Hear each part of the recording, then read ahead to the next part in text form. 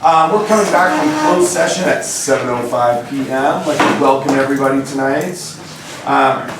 There's no reportable action from our closed session.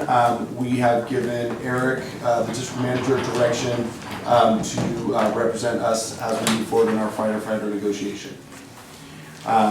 There was one item of change in our agenda for the night, just so everybody knows. Item J1, we moved from being a review item to an item of appointment, if we so agree. Okay? Is that good for everybody? That's good. All right. Then we are going to go to item F, our consent calendar.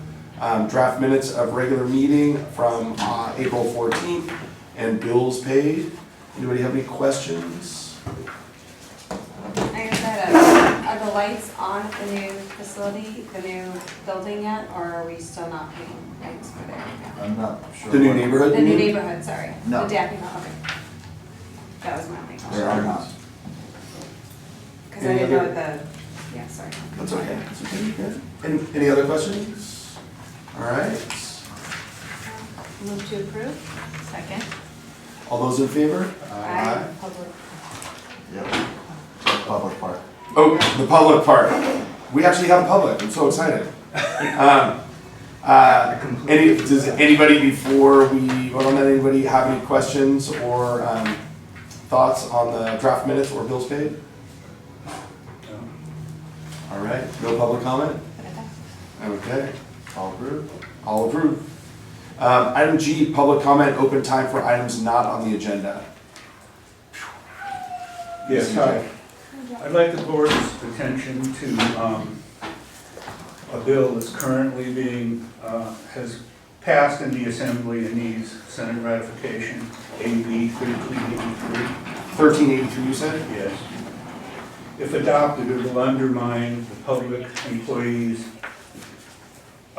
Pension Reform Act that was passed in 2013, in which the stipulated amounts for retirement were 2% at 57, 2.5% at 57, and 2.7% at 57. This bill would establish new formulas for retirement. For employees first hired on or after January 1st of this year, 2.5% at 55, that's 2 years earlier, 2.7 at 55, 2 years earlier, and 3% at 55, which essentially reintroduces the classic benefit that it was designed to replace. For new members hired on or after January 1st, 2013, who are safety members, it requires employers to adjust the formulas for service on or after January 1st of this year for those same amounts. 2.5 at 55, 2.7 at 55, and 3.8 at 55.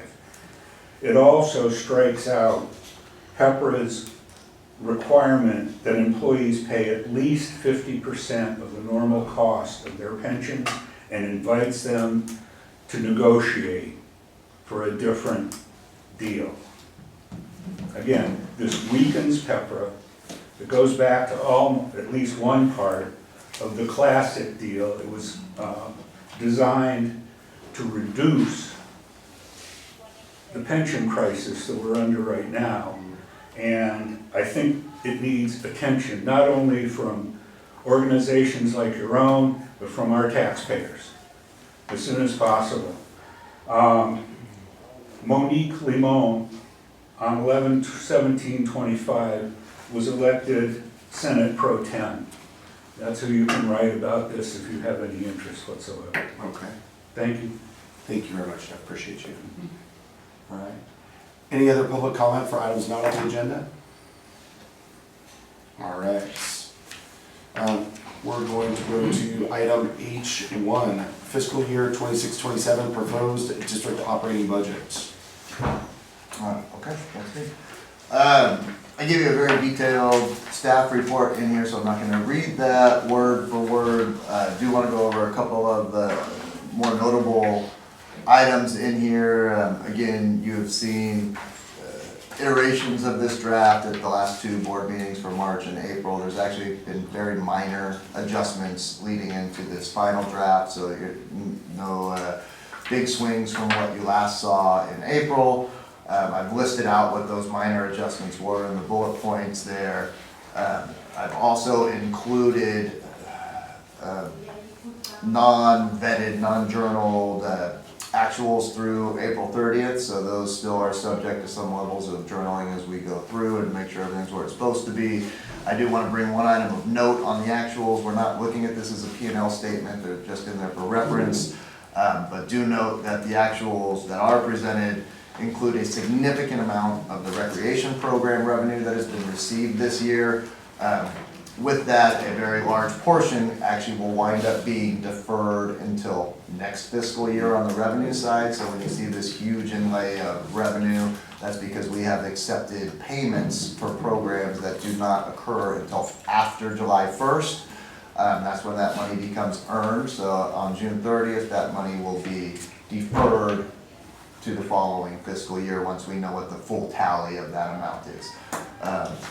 So just keep that in mind. Right now, as of April 30th, and thank you to Luke for pulling these reports together for me, it's just under $960,000, and I broke that down in the report here for you too. Then the other thing I certainly want to mention, this, while I think is good to be approved at this point in time, I absolutely envision amendments coming to this operating budget. This is primarily going to be due to two factors. One is going to be we are just starting engagement with the negotiation process for the firefighter labor group. You guys know their MOU ends on June 30th, so we will be sitting down and working on a new MOU that would be impacting the 26-27 fiscal year. Will impact wages, obviously, possibly other factors, and then anything that touches wages, you know, such as pension, workman's comp, payroll taxes. So that will be a significant change after the fact. And then secondarily, and we'll discuss it in much greater detail a little bit later in this meeting, we have been having a lot of very productive conversations with San Rafael that might lead to an amendment in our shared services agreement, which would certainly have a financial impact on next year's operating budget in terms of revenue and expenditures. What I am proposing, and we'll go through some more points here, is we look at this as a point in time operating budget. This point in time, we always approve in May. We've certainly made amendments, and I would tell you that when both of those above quoted processes do complete one way or the other, we would then have the ability to bring this back through budget amendment and then have an amended budget that better reflects conclusion of those two processes. That said, as of April 30th, just from a balance sheet perspective, total cash balance in the district's treasury fund is stated at just under 12 million. But note, of that 800,000 is currently held as board designated reserves, not to mention roughly 400,000 that is designated as MWPA expenditures. So that gives you kind of a net cash balance closer to about 10.79 million. And then a couple other items of note. As you look at this, I would also say, given what I just told you, the district, and I know we've had these conversations, and it's been primarily a bandwidth issue. We are in a solid financial position to really begin the process of researching, establishing very formal reserve funds beyond the informal board designated reserves that we have. And I'm hoping to be able to really work on that this coming fiscal year so we can start moving in that direction. We do have our OPEB trust as of the end of Q3, March 31st. There's a little over $1 million in the OPEB trust, which is nice. But keep in mind, we have no such fund that addresses our growing unfunded accrued pension liabilities. And again, on the reserves, we don't have a capital equipment replacement reserve. We don't have an emergency operating reserve. What we have is a fund balance. So those are all directions that this district needs to keep moving towards and accomplishing to really lock in some long-term financial sustainability. It's just smart business sense too. So with that, this budget does project a pretty healthy, for us anyway, surplus, roughly 484,000 as it stands right now. Again, it's going to be impacted by the things that we just talked about. A lot of that might wash out to some degree. So we'll have to see, but I would anticipate that this will come back to you later for an amendment, but I would still, my staff recommendation on this is to approve this operating budget as presented, so we do have a solid operating budget going into next year and an amend as needed. I gave you a lot of very specific notes on specific general ledger accounts that are found within our operating budget. I'm not gonna go over all of them. Happy to answer questions. A couple that I did want to bring, just our general insurance. I informed you the last couple times that our insurance company is still working with their reinsurers. They are anticipating a 10 to 15% increase. I got a more recent communication that definitely said that's going to be closer to the 15% than it is to the 10%. What I've done right now for this budget is took an actual billing from this fiscal year and just applied a 15% increase across the board to it, to the various items. So we'll unfortunately have to wait until next month to get our final insurance numbers for the year, but I think we're gonna be very close with what I put in here. The same is true for workers' comp, although they have indicated that work comp should remain flat in terms of the base wages, and I've already made adjustments for our experience modification factor increase. Again, both of those are gonna be as late as June before we know them, so. On the park department, a lot of this I've already gone over in previous budgets, just a couple things to touch about, or budget reviews. On the salaries for part-time seasonal park, again, this is just a reallocation. We have a couple of part-time employees that, for various reasons, have always been allocated under the rec budget, but the majority of the work that they perform, in fact, probably exclusively all of the work they perform is more park-related. They fall under the park work comp category, so we've just reallocated them from rec over to park. On the land and building maintenance side, one thing I did want to bring in again, I commend Luke, he's put a lot of research and time into this. We definitely have increased just looking at rising costs of what this work is, but also we have a rotating item where every other year we do one of two things. We perform maintenance on the sidewalks that front all of our property, even though we don't own the sidewalks, we're liable for the sidewalks, so we have a company that comes out and kind of grinds down anywhere where they've lifted to a level where they become a trip hazard. This company did come out, they scoured everything, identified a lot more work, plus their costs have increased, so I've allocated, and Luke and I have worked on a plan for this, on how to kind of accomplish this for the next couple of years to get it to where we need it to be, but I've allocated an additional sum into that specifically for this purpose. It's non-capital, we don't own it, we don't depreciate this work, but it's maintenance work that has to be done. Even though it meets, our capital thresholds of the dollar threshold and the longer than 1 year useful life, it's not really a capital expenditure. So that's why it's not in capital. The other item that fluctuates with that every other year is we always need to, and they generally cost about the same amount, is we need to add playground fiber to our playgrounds roughly every 18 to 24 months. We've already taken care of that for this fiscal year, but generally these two items just kind of rotate what we do. The dollar amount tends to stay the same in the budget, it's just we do one year, one the next. But it definitely had a larger spike this year because we recognize the trip hazards are no joke, and we live in a litigious society, and let's take care of that and get that done.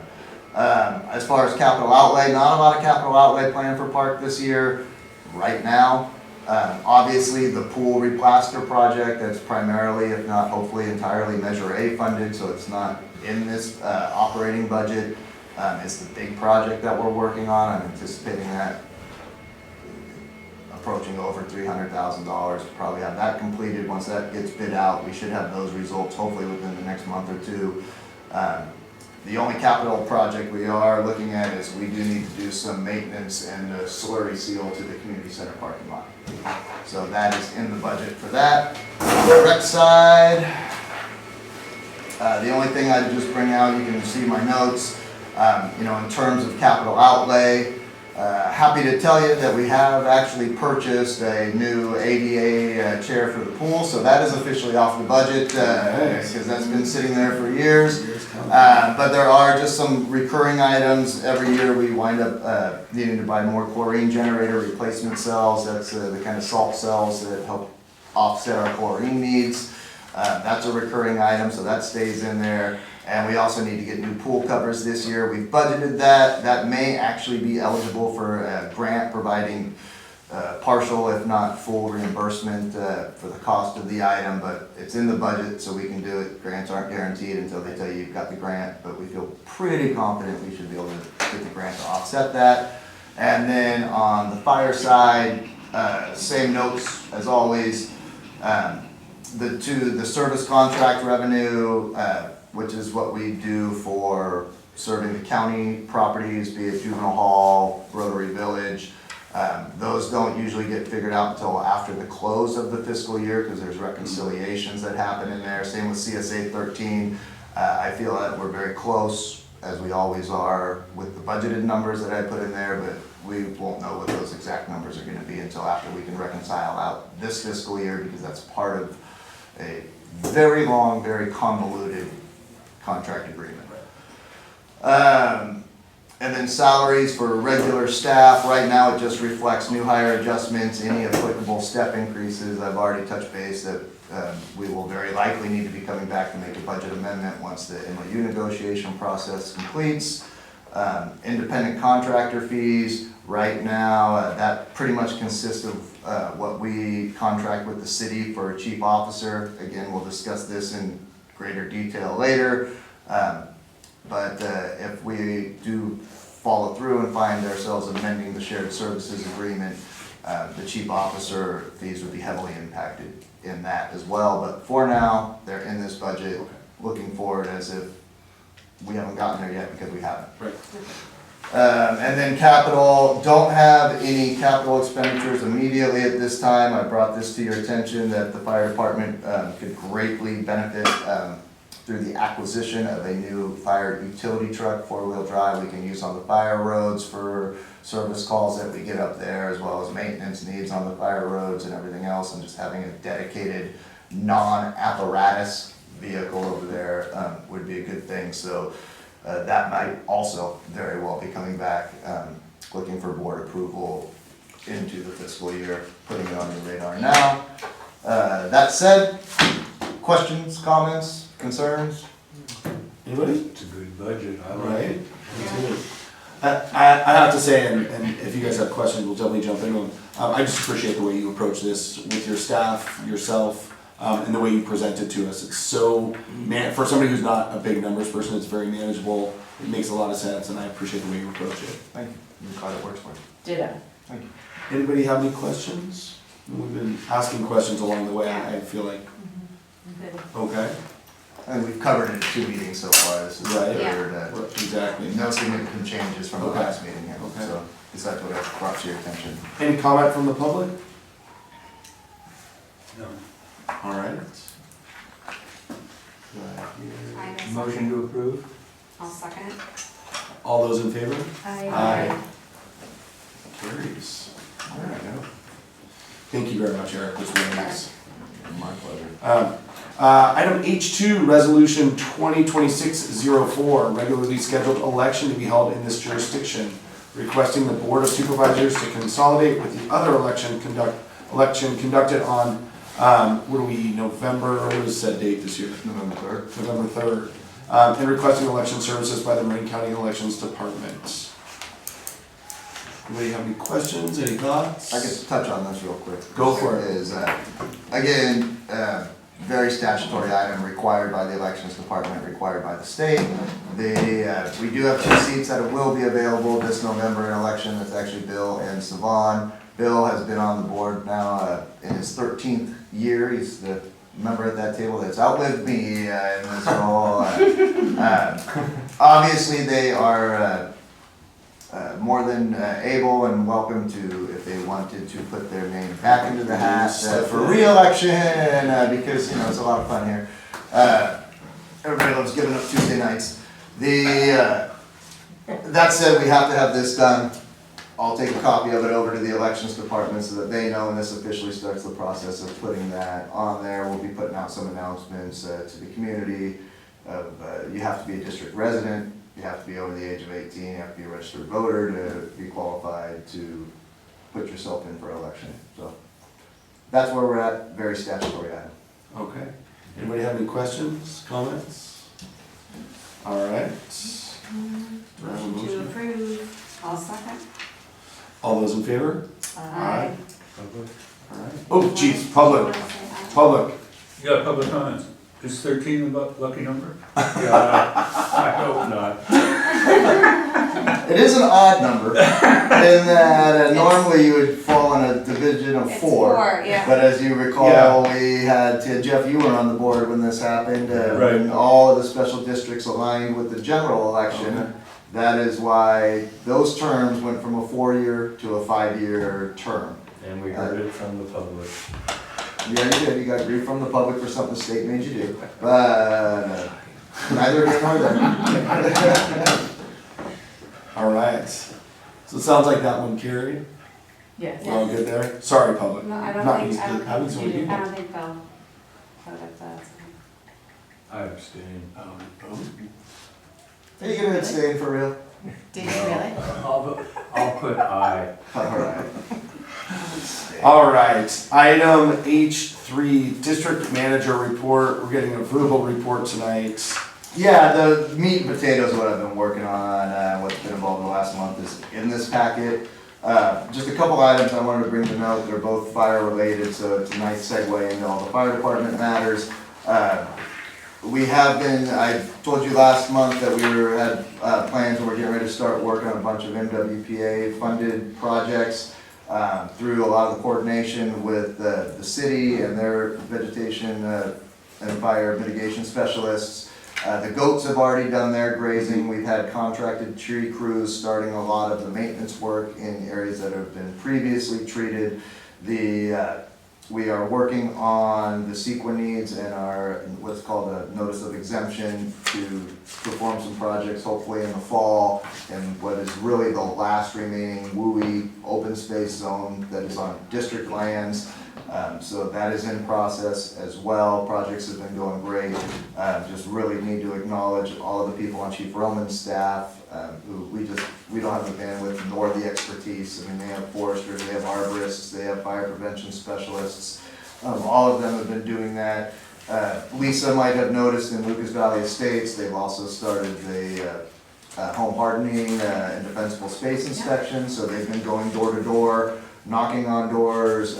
When they are invited, they'll do a full 360 evaluation of your home, put it into a program called Fireside, show you how to access all of the results of this study and encourage. So again, it's a wonderful partnership. They have the resources and the bandwidth to pull it off, which we just don't have, and it makes it happen. So thank you, Chief Roman, and please share my gratitude with them. The other thing that I wanted to bring up, also on the fire side, our most recent firefighter, paramedic, our second most recent, that's still here, Tristan Newman has completed his first year. My understanding, and Chief, correct me if I'm totally wrong with this, is that he has passed all of his testing that he needed and his evaluations, and he has been lifted off of probation. So he has completed his first year as a firefighter paramedic. He's done great. He's a very hardworking young man, and we're fortunate to have him. All right. Keep my right on all that. Maybe not the hardworking young man part. No, he's been great. He was a really, really good find, and I'm really happy that he got through his probationary. Great. Awesome. Fantastic.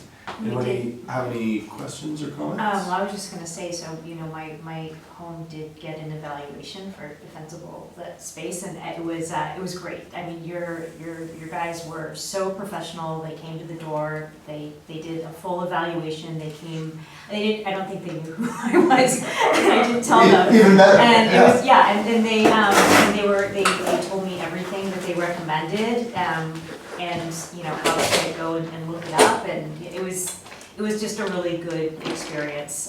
So I thank you for that, and please share my gratitude. I will definitely do that, thank you very much. Oftentimes, yeah, I don't get a whole lot of back, thanks on this, so I really appreciate what you give me there as far as the follow-up, because oftentimes people just don't tell me how their experience was, but I really appreciate you. Or they tell you if it's bad. Yes. Yeah, well, yeah. So I know it was very, very positive. Okay, great, thank you, I appreciate it. But what she didn't tell you was all the things they found that she now needs to improve. Yeah, That's up to her. Very, very true. Very constructive and very true. So Yeah.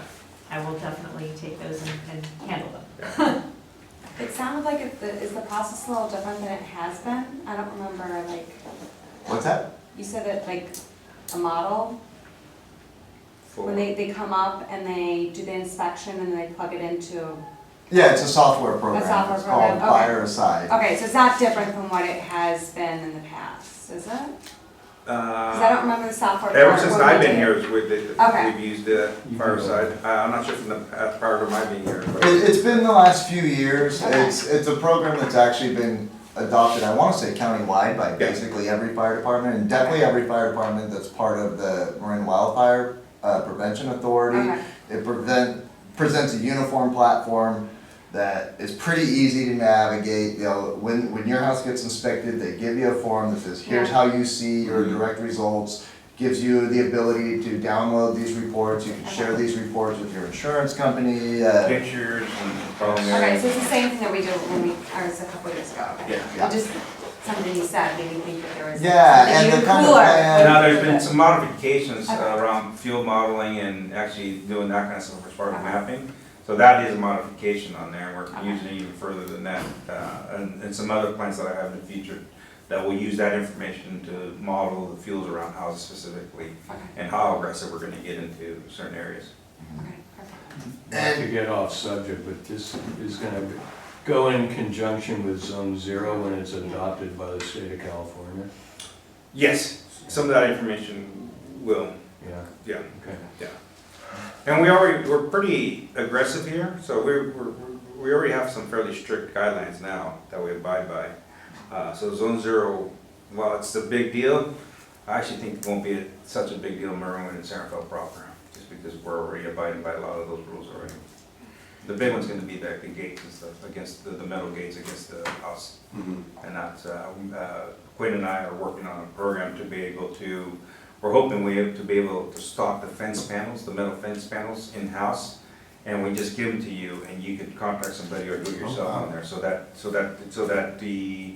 so we're doing immediate impact on folks. They're not having to go get a contractor over there. This is something that we could have, some funding that we could have already internally.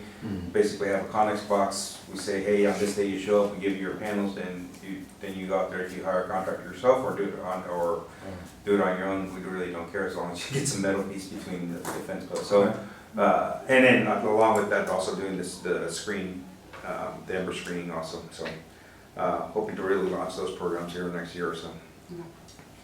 And the Ember screening, is that in the Events. vents? Yeah. Okay. Both in the They're garage. smaller, tighter than Right. what typically is installed. Gotcha. Just to prevent embers from Right. getting into that, Right. your crawl space Okay. area. The other thing I would say on the D-space inspections is, I appreciate they took a very thoughtful approach to which homes they were gonna inspect, and this is what's nice about having this uniform software and having it in place. From an administrative level, they were able to look and say, okay, we haven't hit these houses for 2 to 3 years. Those are the priority neighborhoods, homes that we're gonna do, and they are kind of developing a plan. It takes time, a lot of time, to send these people out, knocking door to door, just in Marinwood, let alone all of the Centerville area. And I think ultimately what they are kind of hoping, and it's subject to change, is put everything on kind of at a maximum of 3-year rotation. So your house won't get evaluated every year, but it will be evaluated every 2 to 3 years, resources allowing, and then hit this neighborhood 1 year, this neighborhood the next year, this neighborhood following year, rinse and repeat. Right, okay, great. Yeah, I'm really appreciative, they put a lot of thought into it, it's a very good plan, and I think it provides adequate notice and information and education for the property owners. Cool. All right, any public comment for item H3, the district manager report? No. Okay. Moving on to item I, fire department matters. Number 1, update on discussions between Marinwood CSD and the city of San Rafael regarding a potential amendment to existing shared services agreement and possible future transition to long-term regional fire services delivery model. I just want to thank the people who are in the room for putting so much time into this already. I feel like we're in a good place, but I'll let Eric speak to this and then kind of go from there if you want, Eric. Sure. So your kickoff and, or chief, whoever wants to speak to it. Yeah, I'm happy to launch this, and I'm sure we'll get into levels of discussion about it. For sure. Again, detailed staff report here. I don't have the ability really in here to give you guys a fancy condensed slideshow on it. And I think that this isn't necessarily new to the entire board. Obviously, the board has known these conversations have been happening. Chris and Lisa and myself have been meeting with representatives, including 2 of the elected officials from San Rafael for quite some time. Chris has been providing brief updates as to status of these for the past several board meetings and where we stand. So today what we are bringing you is actually a consolidation of a lot of work time discussion jointly had between both our agency and the city of San Rafael. For those of you who don't know, this is Paul Navazio. He is serving as the city manager now for San Rafael.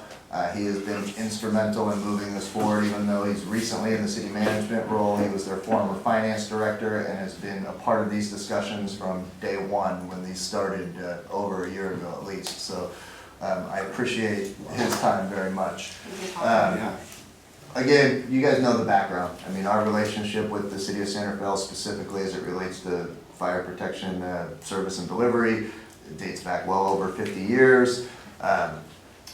In 2014, our 2 agencies entered into a shared services agreement. There's been many iterations of agreements in these past 50 years, but most recently in 2014, into what is now the shared services agreement that is still in effect. This agreement was primarily a exchange of services and supplies. I bullet pointed out what it provided. Top level, the district provided the city with first response fire emergency services to an identified area of northern San Rafael, Montmarin, portions of North Terralinda, everything out in Smith Ranch. In exchange, San Rafael provided the district with emergency 911 dispatch services, fuel for the fire engines, EMS, emergency medical services oversight, supplies, and reimbursement of special compensation paid to qualified Marinwood firefighter paramedics. And that was kind of the nuts and bolts. In 2018, when former Fire Chief Tom Roach retired, we made the first amendment to the shared services agreement that essentially formed a contract agreement where San Rafael would begin providing chief officer services to the district as opposed to the district going out and hiring a standalone fire chief. I was a large proponent of that when we did it. I think the relationship has worked out very well. So I'm excited to kind of see this. And then additionally, the shared services agreement did allow for shared staffing between our 2 agencies on a voluntary overtime basis. When I say that, it means if we were at a point where we would have to mando somebody here, or if San Rafael was at a point where they would have to mando, the agencies would communicate and offer up the opportunity for somebody to voluntarily work an overtime shift, meaning they get paid, but they're not obligated or mandated to do it. That has worked very well for the past, for the first decade plus. I would say it's fair to say that the majority of the staff exchanges were actually Marinwood staff working in San Rafael. For the past 2 to 3 years, that has done a complete 180. And almost exclusively, it's San Rafael helping with some of the staffing challenges that we've had here. So again, that's worked well because it's allowed us to have adequate staffing without overworking our firefighters more than they've been overworked already. So again, things we've all talked about. And then just a note in here that the district, of all of our annual response calls, over 900 of them actually go into the city of Santa Fe. On an annual average basis, that's a little over half of the Marinwood Fire Department's total response calls. So it does make sense that we are talking about how to keep growing this relationship and this partnership in ways that is a win-win for both agencies and is equitable. We do have financial challenges. It's important to note that the Marinwood Fire Department was formed in 1960. When the district was formed, it was envisioned as a volunteer fire department that eventually grew into a fully staffed, paid professional fire department. With that, we're a small district. We have incredibly finite financial resources. I'm not telling the board or the people in this room anything they don't already know. Fire is an incredibly expensive industry with rapidly rising costs. It was just completely disproportionate and becoming more so every year with the cost of operating a professional fire department versus the resources that the district can have. And it's just simply unsustainable over the long term. So through this, we have kind of developed what is a proposed multi-phase transition to a regional fire services delivery model that I am actually very much in support of. With long recognized the sustainability concerns, and it's long been discussed amongst this board, and I have spoken to this at several public meetings outside of this room, that it's my opinion that our community and the communities we serve are best served by the district eventually fully dissolving their responsibility for fire protection and doing that via a merger with a larger, better resource agency. I believe that what we're about to talk about moves us ideally in that direction. And again, given the long and successful history, not to mention the geographical boundaries of where we serve and the cross-pollination of our two departments, Santa Fe is obviously the most logical partner for any of that type of work to occur. They've been functioning as one fire department essentially for, at a minimum, since 2018, when we really took on chief officer services from them, but really for decades. So again, a lot of discussion, a lot of analysis, a lot of very candid sharing of information with the city, and I appreciate the city's willingness to have those conversations. Broad stroke, what we're talking about is hopefully contemplating the following incremental approach. One, which is kind of the action item that, not for tonight, and I should preface, there is no action I was tonight. gonna say, these are all review This items. is all an info item tonight, but the first piece of action would be an amendment to the existing shared services agreement between Marinwood CSD and the city of Santa Fe that we are pushing to have become effective with this coming fiscal year of 26-27. Second phase of this would be a potential transition to a contract for services arrangement wherein our firefighters would essentially become the city of Santa Fe firefighters, and we would contract with the city to staff and maintain operations at the fire department. This also includes identified related services and supplies, with potentially that occurring as early as next fiscal year, being 27-28, and then looking towards a potential transition to a comprehensive regional service delivery model that would transfer legal responsibility for fire and emergency medical services to a single entity that would serve Marinwood, Santa Fe, and other parts of the unincorporated Marin County, including CSA 13, potentially what is known as CSA 19, but you probably know it better as Santa Benicia, as the county actually contracts with the city of Santa Fe now to provide fire services to that area. So with that, kind of get into a little bit more of the detail. Again, the kind of immediate approach that we're looking at is this proposed amendment to the existing shared services agreement. Negotiations are still underway. This hasn't been finalized, but I think both parties, and I should also state that this was presented to the Santa Fe City Council just last week. and it was very well received. I was at that meeting. I addressed the council by responding to a few of their questions. That said, there's always some extra I's to dot and T's to cross on this. But the big picture of it is the district would no longer pay for chief officer services, which for this upcoming budget would be about $120,000 annually. Yet the city will continue to provide chief officer services for the Marinwood Fire Department. Additionally, the district would receive from the city for this fiscal year $350,000 to supplement our existing fire services budget for 26-27. There is a provision in this, even though we're working hard to meet these timelines, things happen. There is a provision that if this carries from 26-27 to 27-28, that payment would actually increase to $500,000 for that year, and then for years following would be adjusted by an inflation CPI index, same as what we use for all of our special taxes, so we would have some consistency there. The existing shared services termination clause states right now is actually 90 days, which is, I don't think either party has ever contemplated exercising that, but we've built in and increased that to 12 months unless waived by both parties in agreement. So that allows for some stability, allows for some planning, but also gives us the opportunity to say, okay, we're ready. We agree to waive, they agree to waive, because we want to move to what the next step is.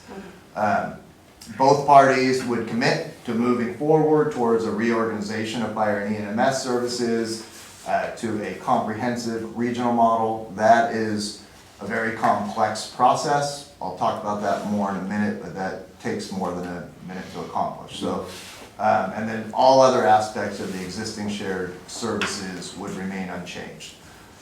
You see, I did put some bullet points through this amendment. Obviously, this would be a significant financial outlay for the district relative to our total resources. It would certainly allow the district, first and foremost, to better stabilize our staffing situation, ensure a high consistent level of service with advanced life support capabilities. That's been our biggest challenge, is the recruitment and retention of firefighter paramedics. And we're not alone in that. It's an incredibly competitive labor market for that. It would maintain reliable response coverage to the community served. Again, I'm not telling this board anything you don't know, but in effort to relieve our firefighters from their already burdened over workload, there has been occasion where we have deployed a 2-person engine company, so we don't mandate a third to come in and work overtime. This would much better position us not to be in that position. It would also allow us to invest in enhanced fire-related capital, supplies, equipment needs. Again, our lack of resources, a lot of things have been deferred. And it would also allow us to better address kind of long-term debt concerns that we have that are related to fire too. Both agencies would retain their current staffing for this coming year and their existing operational areas. I don't believe, and they've kind of said as much informally, that LAFCO would really have much of a role in this process. This is And like step 1 and step 2, right? well, as we get to step 2 and then step 3, they're Right, gonna have right. a much bigger role. Right, But for exactly. step 1, this is a pretty simple amendment to an existing Yes. agreement that Yes. doesn't change operational territories, doesn't change service delivery. It enhances that. Mm-hmm. Phase 2 would be what I discussed, looking more towards a contract for services where potentially our employees would be picked up by Santa Fe, so that they are all working under one uniform department, yet still working out of 58. Right. We would still be the agency legally responsible for fire, but we would be doing this through a contract for service. It's not unheard of. I can think of other agencies that are responsible for fire and contract every single aspect of it out. So it's not a unique model. It's not super common, but it is out there. The city of Santa Fe would assume staffing and identified supplies and services for Station 58 via this contract. And we would wind up providing funding to the city of Santa Fe in support of the contract for services. Obviously, there'd be some annual increases based on inflation factors built into that. Excuse me. Again, I really want to commend Santa Fe and their staff because both parties have shared current budget projections for what we have identified that would be included in this phase. Staffing, supplies, other services costs. They've been very candid in sharing this information. I like to think we've been very candid and transparent in sharing this information, and it's really kind of helped us form what would be possible for both agencies, recognizing where there's shortcomings or other areas that would need to be addressed. This would also absolutely include not only the LAFCO involvement to some degree, because it would definitely change things, but it would also include meet and confer with both agencies' labor groups. So this is a bit of a process, and this is what we'll really be working towards in year 2. First step is get this shared services amendment pushed through, ideally next month. Then we can start making immediate adjustments and improvements, and then moving immediately into starting to talk about this. And then phase 3, which I'm kind of effectively calling the end game, which would be the comprehensive regional service delivery model. This is consistent with past studies, including studies that were performed by LAFCO that would ultimately allow all of these combined shared areas, the county areas, our district, the city of Santa Fe, to be 100% completely served by one unified agency. There's a couple different avenues that can take, and there's going to be a lot of work that has to go into that. It would absolutely necessitate engaging with additional partners, the county primarily, our 2 agencies, but also a third-party study and a LAFCO consultation as part of the approval process. The third-party study takes time. It is relatively expensive to perform, but they look at every aspect of everything from how the revenue splits would work. Does it actually improve service to these communities? Does it improve revenue? Does it improve resources to combine them? And then you're looking for recommendations coming from that. LAFCO would require it, and other mergers of this type have gone through the exact same thing. So in the short term, the proposed amendment to the shared services agreement does include a commitment by all parties to collaborate on any updated studies required to advance this. We don't need to wait until we're into phase 2 to start doing this for phase 3. That study is going to take time, likely over a year to really kind of get through. There's staff bandwidth issues in there too, because they're going to rely on a lot of information from staff from both agencies, staff from the county, and that could, in theory, be launched shortly after we get into phase 1 and let that process start working while staff from the agencies start really hammering down on what phase 2 can and should be. I did put a timeline in here. Again, May 4th, already presented to the city council. I was at that meeting. I was very appreciative of some of the comments, questions from the city council. I thought the city did a tremendous job in presenting the information. I sent you all a link to that meeting if you've had a chance to watch it. If you haven't, I encourage you to, because I think it presents a lot of useful information in there as well that I probably didn't do as well of justice as they did. We're here tonight.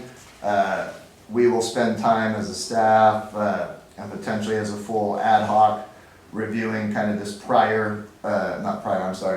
initial amendments to the shared services. The goal is then to bring them back to our governing body's June meetings for a final draft and ideally approval, so that both of those can be ready for both agencies going into next fiscal year.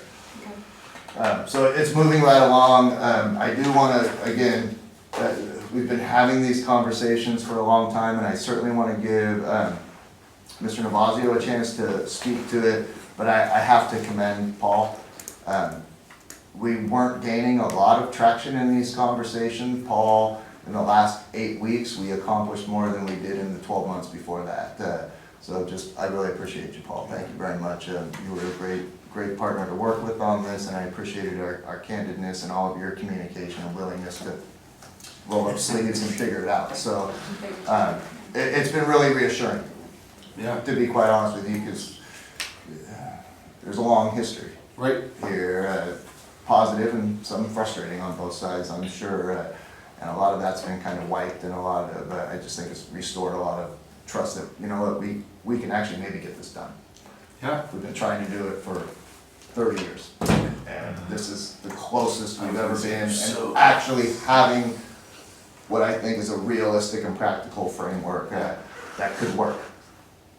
You never know until you get there, but I feel very, very optimistic about it. So Excellent. right now, there is no board action. Staff is seeking feedback and direction regarding what you have been shared tonight.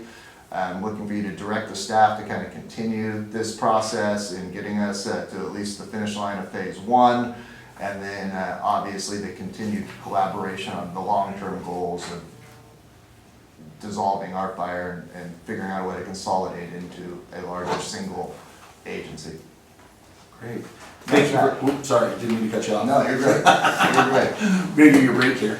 I want to say thank you. Before we get to any questions or comments we have, I think there's a lot of people to thank. I'd like to say thank you to our firefighting staff. You guys, the other night at the San Rafael meeting, were called superhuman. And I would not disagree with that in the sense that you guys have really put the community, both communities, San Rafael and Marinwood, above your own, your own selves, your families, things like that. And I know we've talked about it a lot over the past, 2 years of meetings. But we are like so appreciative of you guys, and we have been working hard, sometimes more behind the scenes than we would like to, but now, as Eric said, really picking up steam.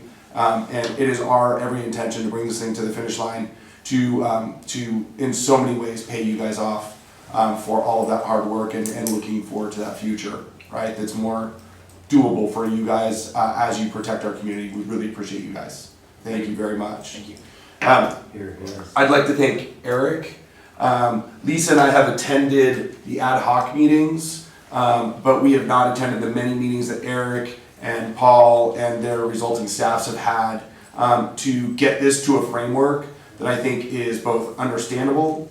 It seems doable from our perspective. Yes, there are things to work out, and as you said, it's never done until all the everything is finished and we cross the finish line. But this feels really good. And so Eric, I want to appreciate you. You have really, we've spent a lot of time on the phone, a lot of meetings that you were in personally, and then reported back to us. That was a lot of late hours, I'm sure, beyond even what I know. So thank you very much. Paul, I'd like to thank you and your staff. Again, all of the things that you guys do, we are a much smaller community. And so for you to move at the pace that you are moving on this right now, I think is really impressive for a larger political entity. And I know we've talked at the airports, we've talked at multiple meetings, just the ones that I've been at, and I really appreciate your hard work on that. Chief, I also want to point you out. You have been there for everything, all the in-person meetings, I know all the smaller meetings, and other meetings as well to continue. So I appreciate the fact that you're representing Marinwood, I think, in a really positive way and trying to get this done. But in representing Marinwood, I think you're representing both communities and making sure that everyone is going to have a sustainable, safe, professional firefighting service for everyone, which is really special. So thank you very much for that. Thank you. Appreciate it. I also, and I know they are not here, but in watching the meeting that you guys had, I want to thank our San Rafael counterparts. There's been a lot of motion on this. I think luckily for me, I've only been part of the stuff that's moving forward in the most recent iteration of this. But it's been really nice to see their enthusiasm, and the comments that I heard on the video were really impressive. So thank you guys very much. That said, anybody have any comments, any questions? This has been such a long time coming. I hardly, watching the council meeting the other day, or the morning after, was beyond, I just was so hopeful. I emailed Eric like at 6 in the morning after I watched the whole thing, and I go, I hope so. I just hope this happens. We've been working through this since I've been on the board. Just thinking about it, it was like a pipe dream when Jeff was on the board too. I just pray that this keeps moving forward. That's all I can ask. Well, I think getting it to that point where it's not just step 1 or step 2, but the point for step 3 is absolutely our end goal. And doing that, I think, just solidifies this whole thing and makes it really, those of us who are involved, either as volunteers or as professionals, probably the ultimate goal, right? And that's, we're really pushing for that. So I'm looking forward to that. Anybody else? I'd like to give Paul, I don't know if you have any. Yeah, I definitely will, for sure. Paul, thank you for attending tonight. I'm sure you have many great things to do on a Tuesday.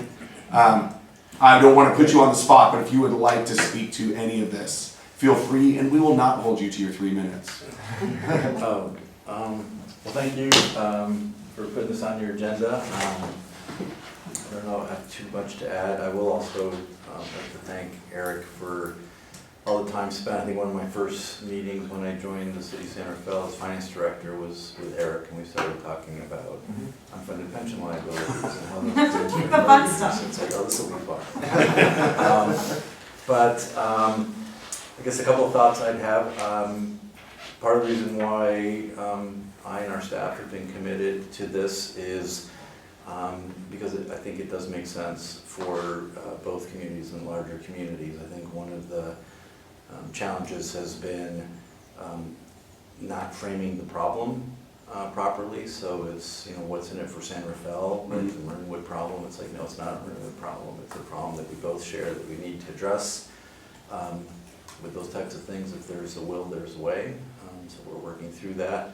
I think, having not been involved for 10 plus years on it, but just looking at these things like incrementally, and then we'll worry about what's next later, doesn't always help.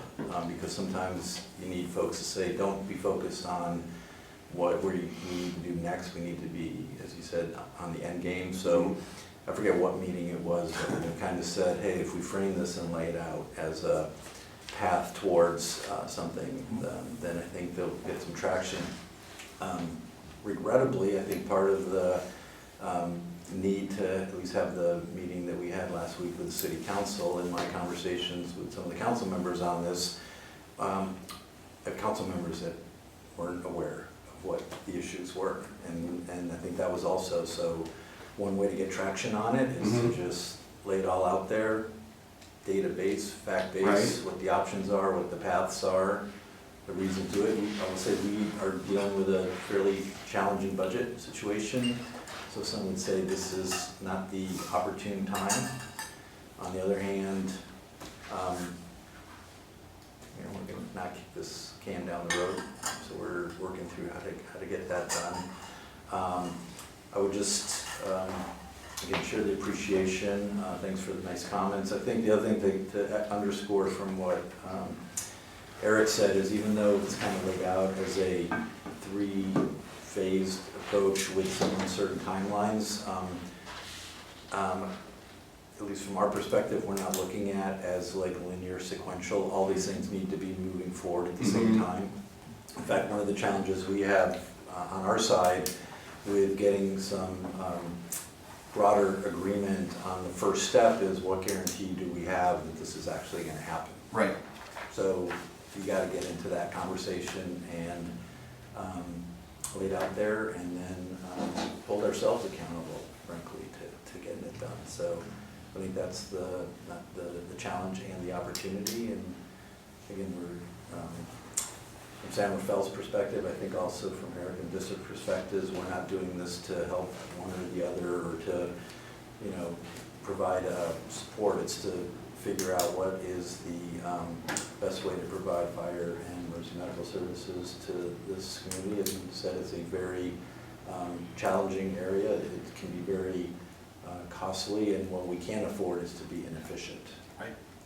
And so, Yeah, that's what we're looking at. thank you very much. Chief Roman, I want to give you a shot if you want to say anything on this in a second, but I just, to your, more or less your last point, I believe it was Vice Mayor Kurtz who at your meeting said a lot of this is about trust, right? And moving through the steps. And that we have to trust that both of our separate governmental entities are invested in moving through all these phases to ultimately, the final piece. And I can say that we certainly, you guys can trust us that that is our goal to move forward. And obviously, everything has to fall into place for both groups. But I believe that we can do that, and I believe if we trust that that end game is what we all want, I can say that it is for us, and I believe it is for you guys too. That trust exists. Great.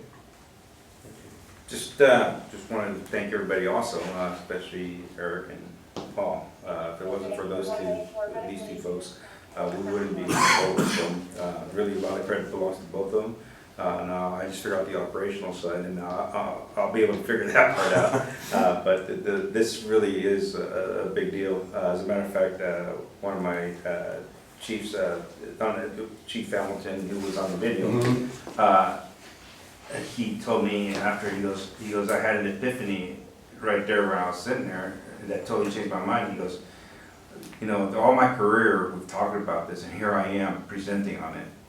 And he goes, it felt like kind of emotional. He was like really hyped up after he got back to the stage, and he said he wanted to talk for another half an hour. I wanted to go home, but he wanted to talk about. But I appreciated the conversation and the candor that he had with me because it was emotional for him, and it really was emotional for him to be at that point of his career where, for his whole career, he's heard about this and all that stuff like that, and then he's the one that's presenting part of the overall objective that we're trying to meet to. So.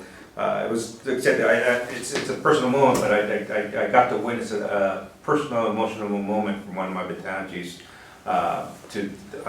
regarding this specific project or initiative as we move it forward. So it was impressive for sure. That's fantastic. I feel like we should all feel like that. Right? Yeah, I think we all do. I mean, I got involved in 2014 on the Fire Commission, and as like a alternate voting, and been on the board, and so I've been on the board for 8 years, and from the beginning, we just want to make sure that not only does the public get the fire service and EMT service that they deserve, but that our men and women, not yet women, but hopefully sometime soon, here at Marinwood are being supported the way that they need to, and are earning what they need to. And over all the years, I've seen the camaraderie between Marinwood and San Rafael, and it always, they are working with them, San Rafael, and vice versa, and supporting each other. And I just hope, I'm so happy.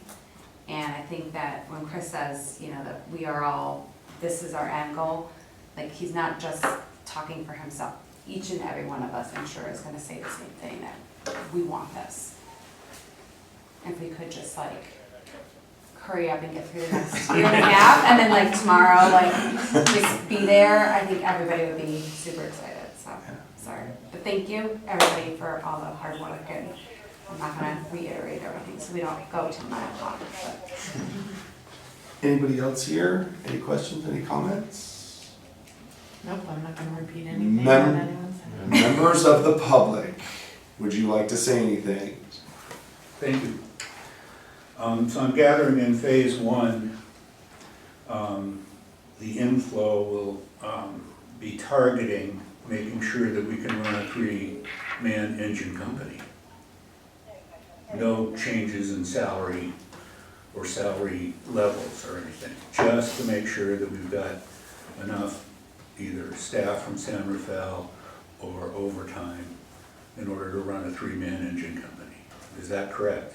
Not entirely, no. Okay. I think those two things actually go hand in hand, Jeff, and I think some of our staffing challenges has been with our lack of ability to keep up with market competitive wages. So is there a consideration of raising across the board the salary levels of the existing firefighters? Absolutely. And that's, Okay. the resources that'll go in, and those are all what come out of negotiations, but this allows us resources. I don't think you can solve our problem. In fact, I know you can't because we haven't been able to. Our challenges with staffing strictly within overtime and hoping for shared services. That's breaking the guys. Okay, We just haven't been able to sustain that level, and we haven't been, all right. we've gotten lucky in some of our recruitments, and I'm gonna use that term lucky. I'm fortunate to find some of the people, but we need to be more competitive so that we can be more attractive to bring in. Right now, we have 2 open positions, that need to get filled. We were down to 1, but long story short, we had that position hired, it didn't last very long, now that position's empty again. Understood. So we need to get back up to a full staffing level, and I understand, I didn't know that was for sure. There is a certain risk about not moving to phase 2. But, okay, I understand exactly where you're coming from. I thought perhaps, Can I ask Jeff? I don't understand your comment about there's a concern about not moving to phase 2. well, we've just raised the salary levels across the board for all of our firefighters, right? Right. Okay, if we don't go into the phase where they actually become San Rafael firefighters, we have increased our costs. Oh, I see, okay, now I understand your comment, okay, Yes. thank you. Okay. Thank you for that clarification. I did not understand that when I read it. okay, I have some comments on phase 2. okay. I'd like to, bring up a little historical point. After this district awarded 3 at 50 to certain firefighters, in a union negotiation I was part of, the firefighters from Marinwood did a full court press to make sure that we added an engineer position. And yes, you can probably make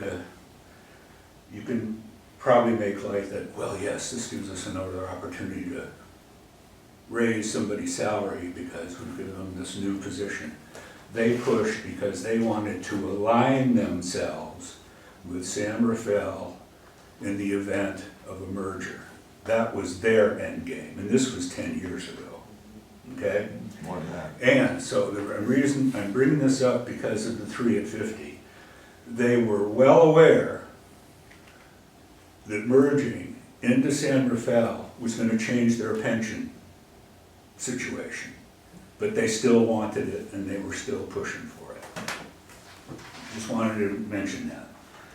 Phase 2 certainly benefits this district, as any future post-employment charges are off the books. We're still on the hook for what they've already accrued. Payment to San Rafael for this certainly is an unknown. But again, eliminating the future benefit in OPEB would be a significant benefit. Failure to go to phase 3 invites escalating payments to San Rafael in perpetuity, so there's a risk there, okay? Again, you go back to the trust issue and everyone wanting to make this the final phase and actually have it happen.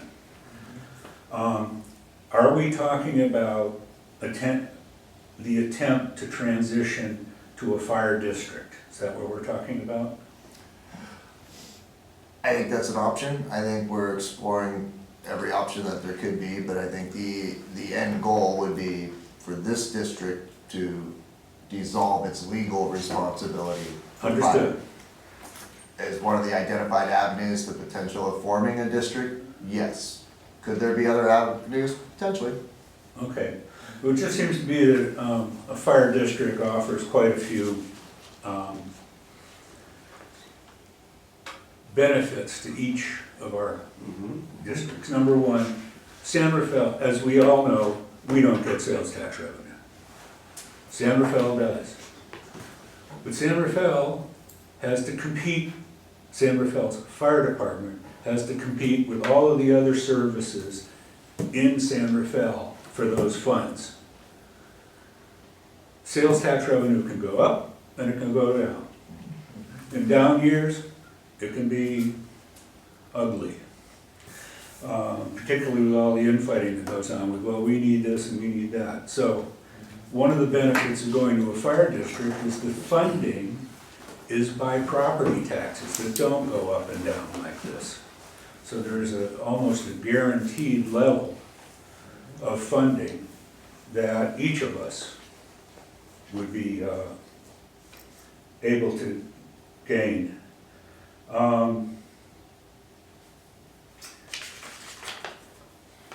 I hope something like that can happen, and I hope that's part of the end game. And I just wanted to voice my opinion, however off base it is. But I'd love to see us go in that direction. Thank you for your time. Thank you very much, we appreciate your comments. Absolutely. I don't- He didn't just scare you away from your job, did No, he? I don't have a response, but he triggered a couple of thoughts that I Yeah. wanted to connect some dots. So, yeah, moving into this first phase and getting stuck there is really not No. an option. And Eric mentioned, again, we're still working it out, but the idea of having an escalator in payments. When our council asked about that, I said, well, that's an incentive for us to, keep the ball moving. Right. Because then we just have this escalator as well. I also just want to add, but I'm not going to get into all the details, but one of the things that made it difficult to be moving even faster than we're currently moving is San Rafael, we have a window so that when we get to phase 2, potentially for the following fiscal year, and we merge the staff, we got to give our pension system a fair amount of advance notice to avoid a cost that just happens with the unfunded liabilities. Oh, in 2 years, your actuarials will get updated. So no, we need it done. So I'm hoping that as soon as before the ink is dry on the service agreement, we're working on the phase 2 contract for services. Ideally, we would have kind of some tentative agreements and deal points in place by the end of the calendar year so that we can tell them, Sarah, that this is happening and save all of us sort of just an artificial cost during a difficult budget season that we can avoid if, and they just emailed me today saying, I hear you guys are moving, what's your schedule look like so we can sync up. So there's motivation and incentive to not do one and the other. We have to be moving on all fronts. Thank you. Appreciate that. All right, well, it sounds like we need to get Paul and Eric a house in Tahoe. Maybe you guys just hang out for like 3 to 5 weeks and we'll nail this whole thing down. Better not do it during the winter. Might not come back. Be on the mountain. Okay. Before you move on, I have to recognize too, and I know we've talked a lot about, a lot of people have been put a lot, labor played a part in getting these people at the table. And there's no two ways to deny that, and really kind of convening our two agencies, and John Bagla, who's the president of the countywide union, and John Gray, who's their attorney, really put in a lot of effort to get people convening and talking and spurring that. Did it in their unique ways at times, because we all know John, but credit due to where credit's due, and they did a lot to get people talking, so he should be recognized in the fact that we've made it this far as well too. And same with the labor on both sides who've been open and equal to having these conversations. So. Cool. All right.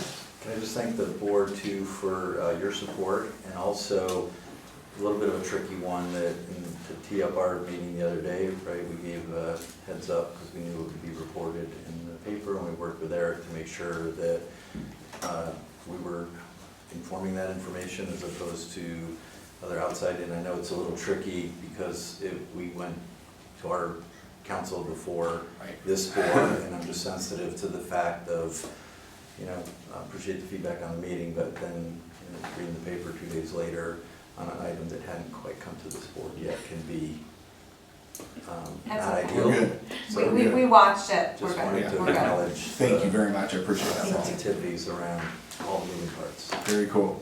Go. No feelings hurt. All right, I think we just put item I1 to bed for tonight.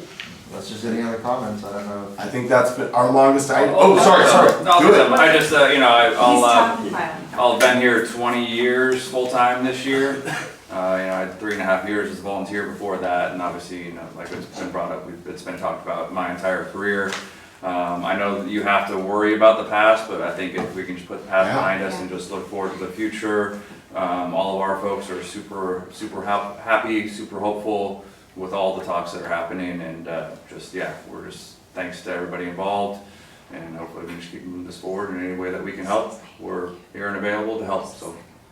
Yeah. Perfect. That's it. Perfect. Thank you Thank very you. much. Yeah. I appreciate your patience with it.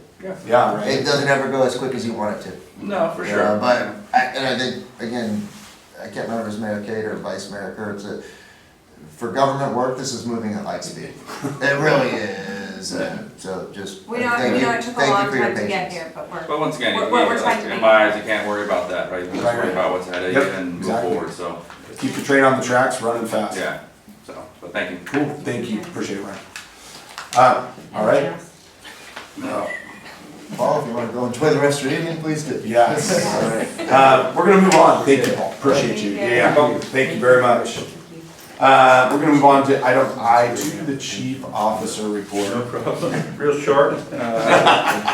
Unfortunately, one of our folks resigned. They worked for a little bit. I did have both, Eric and I got an opportunity to have a conversation with him.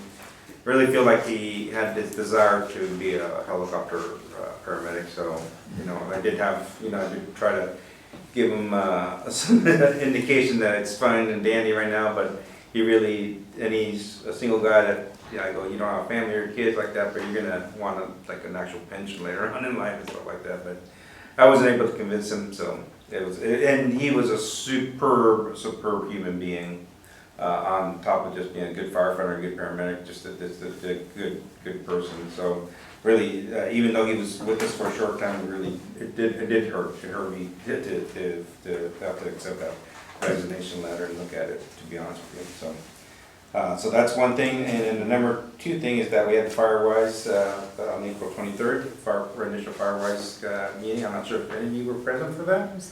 yes. Great. So we had Calvin and Joe here, who are really superb individuals also.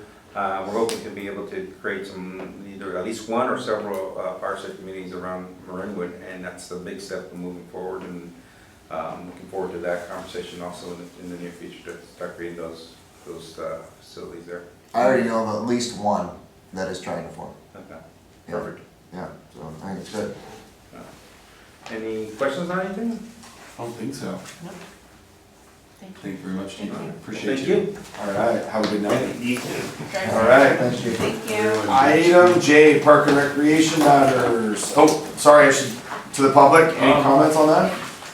No? We're good? Okay. Item J, Park and Recreation matters. Appointment of Park and Recreation alternate commissioner for term ending December 31st, 2026. And this is an appointment Yes. item. So we do have one vacancy, it's in the position of alternate commissioner, a Marinwood resident named Dan Sauter. I've known Dan for quite some time, I've had a working relationship with Dan, he used to work with the Rangers Division of Parks. Just exceptional human being, really knows his stuff inside and out when it comes to this. He's now a superintendent for Marin County Parks and Open Space. I can't say enough good things about him. You saw his letter. I think if he's willing to join and participate in this commission, we should say yes yesterday. Yeah. Yesterday. Yeah, he would be a great addition, so I fully support it and fully recommend that he gets appointed as the alternate commissioner, which would then fill his role through the end of this year, just because that's the natural term, and he would be welcome at that point to apply for a regular seat or stay as the alternate. Either way, you know how the alternates work. They don't get to vote on the minutes if everybody's there. Otherwise, they're a fully functioning commissioner, and his input would be invaluable. Anybody have any questions or comments? I mean, I was very excited to see Dan's name on here. I think it will be a phenomenal addition, so I'm glad that he's interested in doing this. I think he's swell. Yeah. Comment from the public? Well, Yes, I would like to comment. I wrote a letter just like that when I wanted to join the fire department, and the gentleman that was sitting in your chair said, "Is your temperature 98.8 or 98.6? You're in." Well, hopefully Dan is feeling well tonight. He doesn't have a temperature above that. I happen to know Dan and his family for a long, long time, and I think we're getting super lucky. So let's go ahead and appoint him. Do we have to like vote on it? What do we do? You I actually appointed have the ability. Dan Sauter. You're appointed. I'll be in touch with him tomorrow and let him know that he's stuck. Get on that, just pointed at the camera and everything. Right. Okay. We're gonna move on to item J2, recreation and park maintenance activity reports. Luke. Thanks, Chris. Just a couple things I want to touch on from my report. I'm not going to go through all of it, but we had a great art show last month on April 18th. It was, I don't remember which one this is. I need to tally these up so I can tell you. It's our whatever annual. We added a second one partway through, so it gets really confusing. We have a semi-annual art show. But this was another great event. And this one was unique where Susan asked the recreation department to serve as the jurors for this show, which I had no say in because I was in Japan when they made that decision. And I came back and I was like, what? No, I don't want to do this. But it ended up being a really fun experience. Gave us a kind of behind the scenes view of the show and what goes into deciding on the artwork and analyzing it. And we had a blast. It was really fun and gave me a much greater appreciation for the artwork and the show and everything. So a great time. I hope I never have to do that again. Much more happy to put the lights on and serve the wine for the future ones. But another great event. Thanks to Susan for putting on another great show. And she does a really nice job. It was fun to see her what goes on with choosing what goes where. There's no accident that our shows have a really good reputation and they always look really great. And so I gained a lot of appreciation for what she does, and we hope that she continues to do it. She turned 80 this year, Right. and I'm just impressed and hope that we keep on trying with that. So, other thing to just note that the pool season has been going really smoothly. We had our first 2 swim meets now. I think the last one was last Saturday, and things are going really, really great down there. The swim meets both went really well. And lap swim and rec swim attendance has been strong, and now that the weather's nice, people have been just steadily coming in. So that's all been great. We've got a great lifeguard staff down there, and things are going great. So I'm really looking forward to all the summer staff coming back from college and the high school guards starting up. So big thanks to John Paul for having things going really smoothly so far this spring. On the parks maintenance side of things, our staff currently has been really busy with our Creekside Playground repair. It took us a long time to finally get the parts from some of the damage that had happened there, which unfortunately was due to vandalism. I don't know, some of you might remember some of the vandalism we had recurring at the mini park for a few years, which was really aggravating and frustrating. We had to replace several components that were just like stomped on until they broke, and that was a big, hassle for a while. And we got a nice break, and now we've been seeing this at the Creekside Park. I'm guessing different kids, probably kids, but of the same type of damage. So one good thing is that the playground company's replacement platforms are made much better than the originals, and they're much more fortified, and they and none of the new ones have had any issue that we put in. But one thing is, after I put the order in for 2 replacement platforms, 2 more were damaged in the interim. So one bright light is that we actually had some old parts on hand that just either we had ordered extras or ones that didn't work out at the other park that we were able to use this time around. So we did not have to order the additional parts. We had them and we were able to make it work. And the crew's been great getting that all figured out. The new parts don't fit exactly the same, so we've had to make some modifications and adjust some things. But we should have everything in place, I think, by the end of the week, and the playground should be ready to go. If not by the end of this week, by early next week. And so big thanks to the crew for a lot of troubleshooting and a lot of labor out there both demoing the old parts and getting the new ones in place. It's been a lot of work, but hopefully we don't have any more damage. We've got some signs up just alerting people that we've had vandalism out there, and we've been talking to we're going to be contacting the sheriff's department this week and asking them to do some patrols of the area in the evenings, and just hopefully they can deter whatever's going on out there. It's just kind of a hard spot to catch anyone doing anything. So we're hoping that we don't have any repeats of that, and most of the breakable parts will have been replaced after this week. So hopefully that's the end of that. But we also will be getting a delivery of additional wood chips for the playground, the fall material we put there tomorrow. So the playgrounds will be looking good and ready to go for the end of the spring and the summer season. And then in related playground news, I put in here, I just recently completed the playground, certified playground safety inspector exam in San Francisco a couple weeks ago. Successfully passed, and I'm very relieved. It's a very hard test, and I have to do it every 3 years, and the test does not stay the same. It was the hardest one so far. They changed some things, and I was like, oh my gosh, this is ridiculous. But successfully passed that, and I continue to stay certified to be able to do inspections on our playgrounds and authorize repairs and whatnot to keep those going. So, just reporting on that. And then lastly, just our pool replaster project. I wanted to give just a quick update.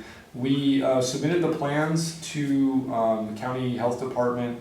They came back asking for some more information. They wanted some updates on our equipment inventory and called out a couple minor errors that were in some of the drawings that we were able to easily fix and submit back. So we were waiting for them to review that resubmittal and hoping that they check that off in the next week or two, and then we will have the green light to go ahead and put the RFP together, which we hope to have out early in the next within the next month or two, and hopefully get that out and get some bids in place. So things seem to be moving forward with that. We'll just have to see if the county wants us to revise anything, but it seems like, according to our engineering firm that we're working with, RS&M, they seem to think that it's a pretty straightforward project. They've done a bunch of these recently in Marin County, and they think it's pretty straightforward. So we're hoping that we can get continue to have things moving forward with that, and that we'll have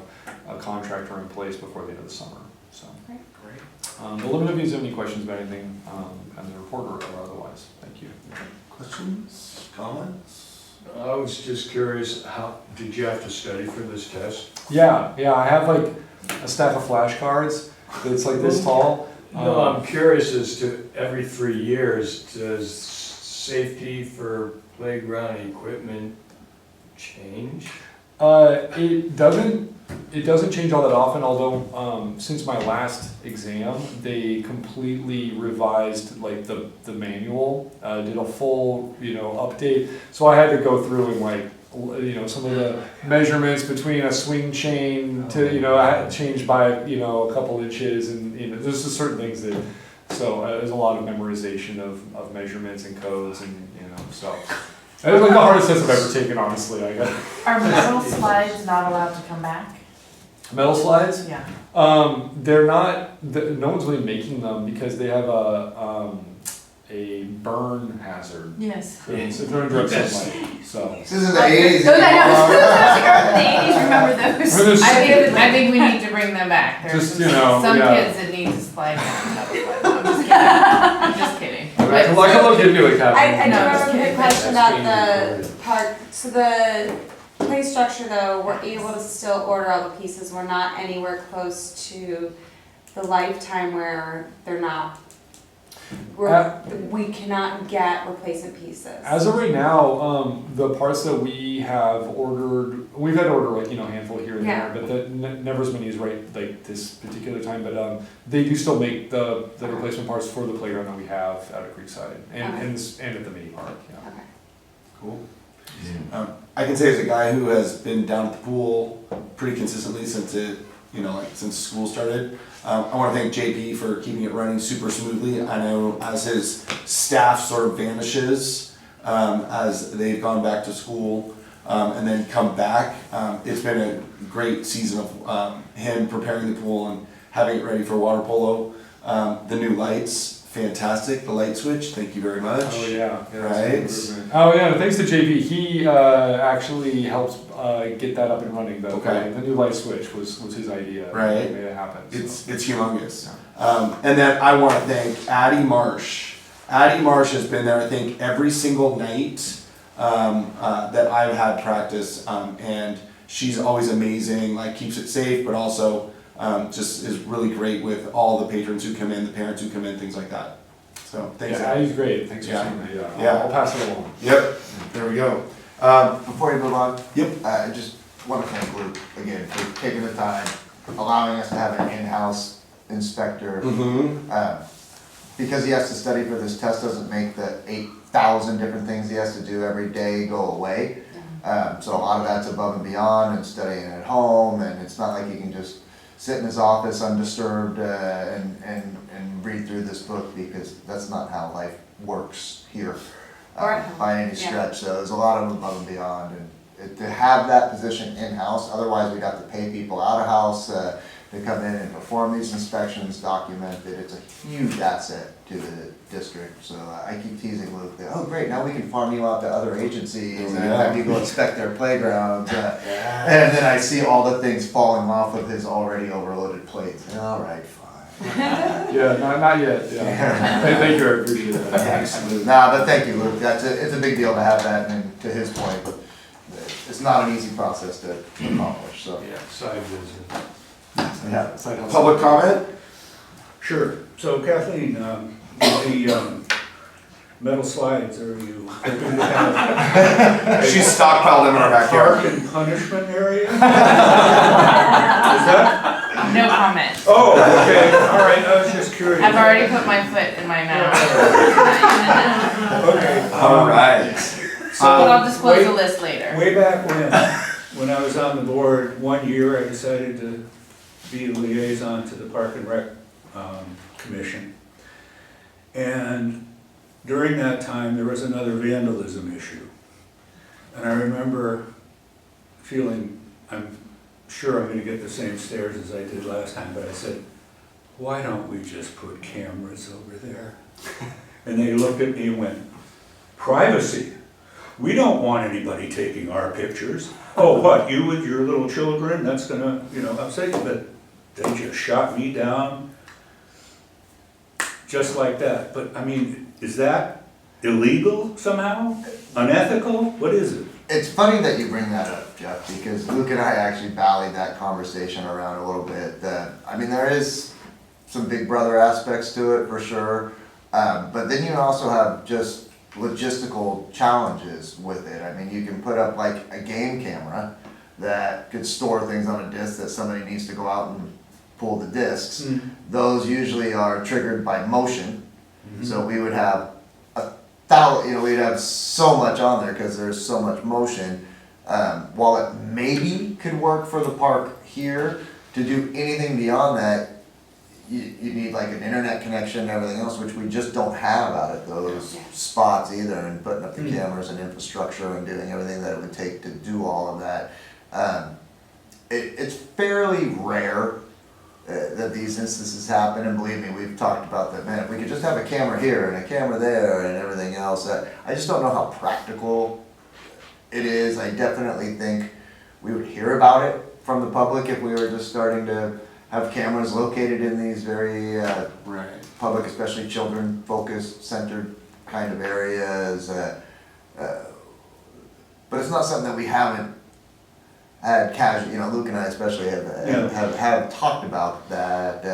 I don't have an easy solution for you. Right, I understand. I mean, it would seem to me that most of this vandalism happens at off hours when there aren't little children and families that are playing on the equipment. That would seem to me to be the time to have something, The one thing that we did at the mini park that I actually think really improved the matter, and these are two entirely different settings.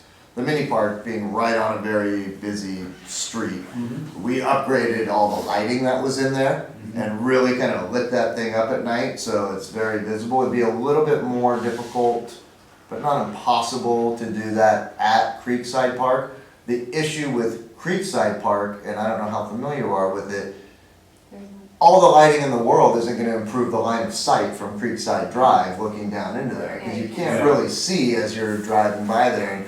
And that's why we are reaching out to the sheriff's department, even just some regular patrols where they, you know, just run the spotlight, their floodlight on their car as they're driving by, and just being seen out there, I think, is helpful. But the only way you really get a good visual view of Creekside Park, you have to pull into the little driveway, you've gotta go down by the tennis court, and then you can spot it, because it's really sunken below the road. There's one small spot of the road where you can kinda see what's going on in there, but even just the lighting might help to some degree, so it's something we will certainly kind of look at a little bit too.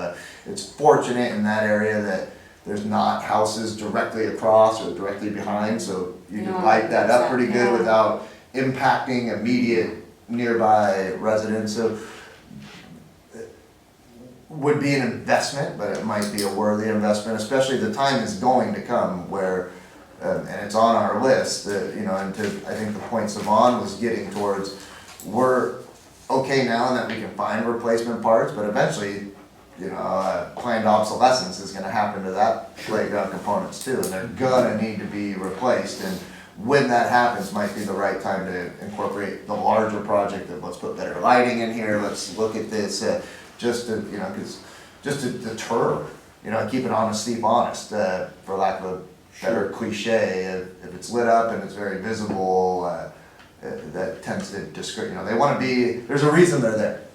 Understood.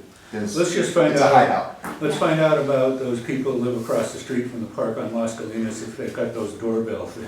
Yeah, You exactly. know? Well, we've been fortunate at that park, unfortunate at this Don't park. start it, don't start it, we don't want it. All right, I think we can move on to item K, board member items of interest, request for future agenda items, anybody? Should I say the dreaded 4 letters? There's, Burn it down. yeah, You already wrote it down? Wrote it down yesterday. yeah, before the Yeah, meeting. She even gave you credit for it.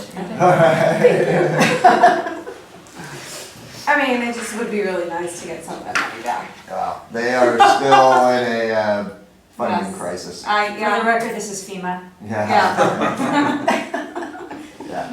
For next month, there will be a couple of routine things on there. You'll have to approve our annual appropriations limit.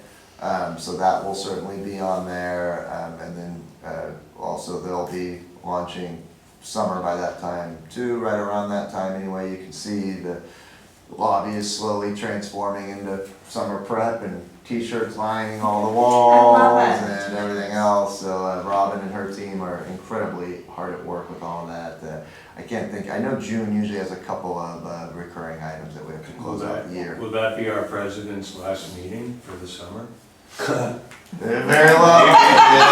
Maybe, that's why we got, Right before school gets out, so we still got. tighten things up. finish. That's why we gotta tighten things up. Let's go. Phase 1 Yeah, and exactly. phase 2. We have already, yes, all right, at, what are we now? 8:42. 8:42, okay, we adjourned. Thank you guys all very much.